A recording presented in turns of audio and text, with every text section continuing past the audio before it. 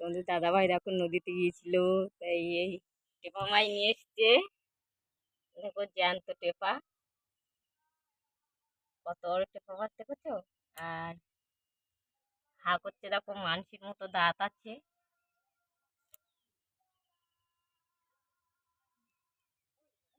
সবই নদী থেকে ধরে নিয়ে এসছে।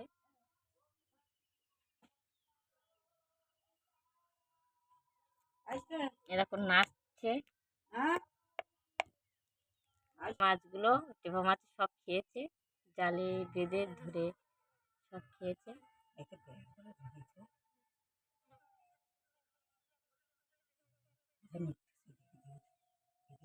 দেখো এবার নুট, দেখো হা করছে।